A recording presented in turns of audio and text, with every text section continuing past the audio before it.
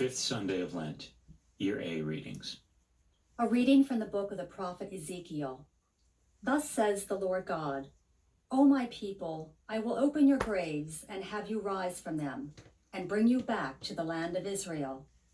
Then you shall know that I am the Lord, when I open your graves and have you rise from them, O my people. I will put my spirit in you that you may live, and I will settle you upon your land. Thus you shall know that I am the Lord. I have promised, and I will do it, says the Lord. The word of the Lord.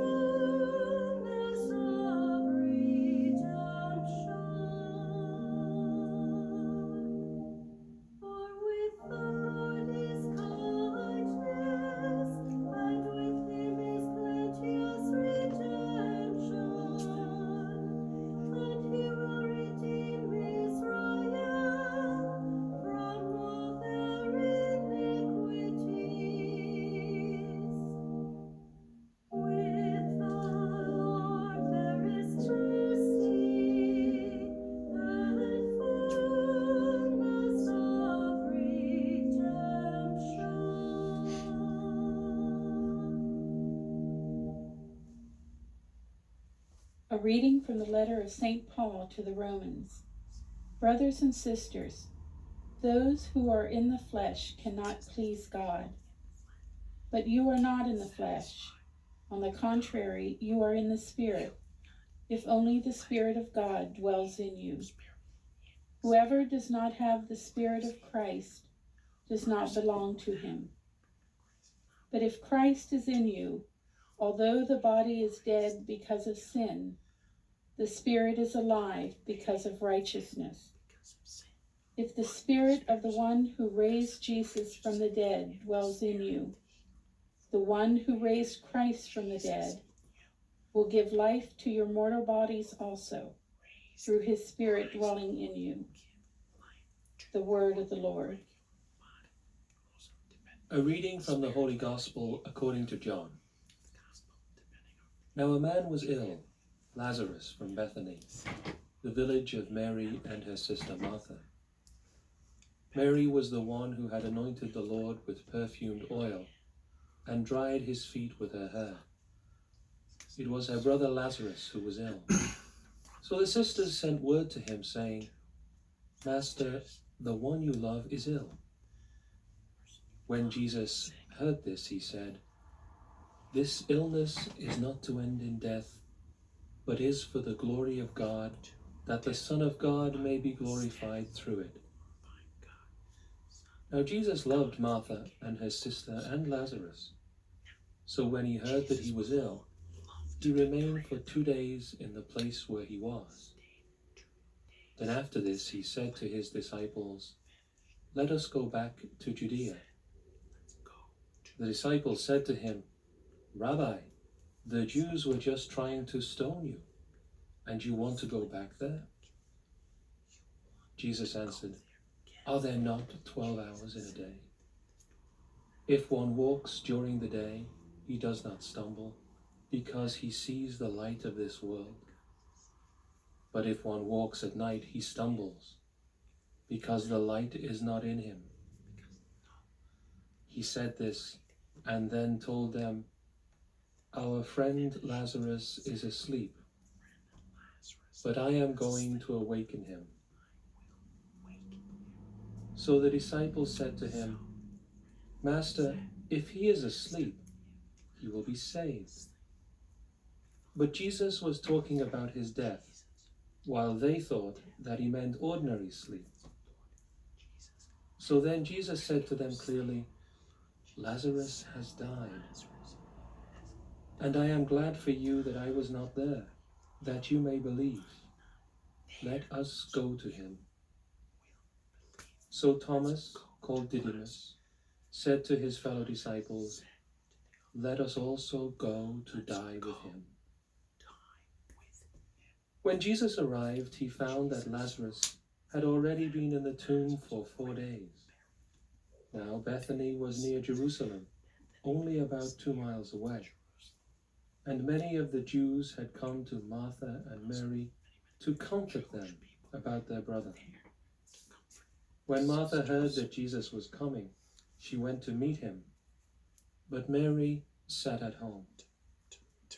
Martha said to Jesus, "Lord, if you had been here, my brother would not have died. But even now I know that whatever you ask of God, God will give you." Jesus said to her, "Your brother will rise." Martha said to him, "I know he will rise in the resurrection on the last day." Jesus told her, "I am the resurrection and the life. Whoever believes in me, even if he dies, will live. And everyone who lives and believes in me will never die. Do you believe this?" She said to him, "Yes, Lord. I have come to believe that you are the Christ, the Son of God, the one who is coming into the world." When she had said this, she went and called her sister Mary secretly, saying, "The teacher is here and is asking for you."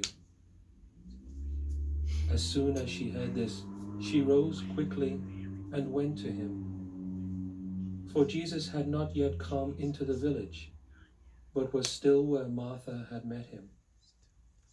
So when the Jews who were with her in the house comforting her saw Mary get up quickly and go out, they followed her, presuming that she was going to the tomb to weep there.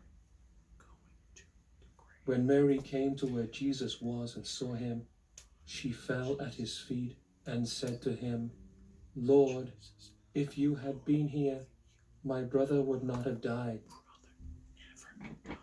When Jesus saw her weeping, and the Jews who had come with her weeping, he became perturbed and deeply troubled and said, "Where have you laid him?" They said to him, "Sir, come and see." And Jesus wept. So the Jews said, "See how he loved him." But some of them said, "Could not the one who opened the eyes of the blind man have done something so that this man would not have died? So Jesus, perturbed again, came to the tomb. It was a cave, and a stone lay across it. Jesus said, "Take away the stone." Martha, the dead man's sister, said to him, "Lord, by now there will be a stench. He has been dead for 4 days." Jesus said to her, "Did I not tell you that if you believe, you will see the glory of God?" So they took away the stone, and Jesus raised his eyes and said, "Father, I thank you for hearing me.